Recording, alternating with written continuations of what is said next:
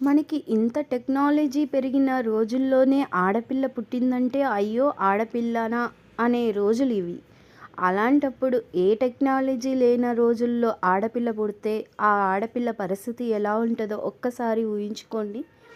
అయితే ఆ సమయంలో పుట్టే ఆడపిల్లలకి ఎలాంటి ఫీచర్ ఉంటుందో ఒక్కసారి మనం చెప్పుకుందామా? అయితే తనకన్నది సరైన తల్లి తండ్రి లేని పరిస్థితుల్లో కుటుంబం కూడా తనని ఆదరించేది లేదు.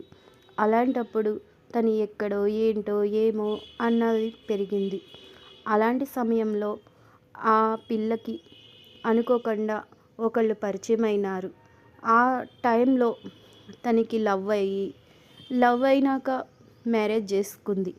ఆ మ్యారేజ్ తర్వాత ఒక బాబు పుట్టాడు. బాబు పుట్టినా కానీ హస్బెండ్ దాంతోనే అయిపోయిందా? లేదు. ఇంకా ఇంకా ప్రాబ్లమ్స్ ఎక్కువే అవుతున్నాయి. ఎందుకంటే హస్బెండ్ తాగుబోతు.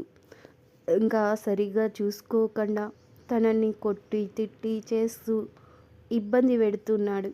అయితే ఆ బాబుని దగ్గర పెట్టుకొని పెంచాలంటే తనకి చాలా ఇబ్బందిగా అనిపిస్తుంది.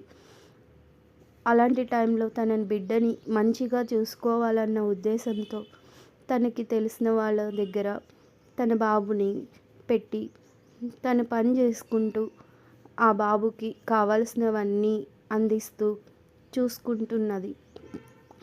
అదే మోకాగా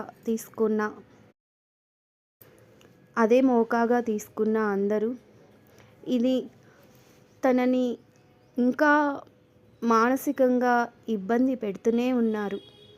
ఇది ఎంతవరకు న్యాయము? అయితే తను లేదు, నేను నా బాబు దగ్గరే ఉండాలనుకుంటున్నాను. ఏమైతే అయ్యింది, ఏం జరిగితే జరిగింది, నా బాబుతోనే నేను ఉండాలనుకుంటున్నాను అని నిర్ణయం చేసుకొని బాబు దగ్గరికి వచ్చేసింది. ఇది కరెక్టేనా? ఇది ఒక స్టోరీ.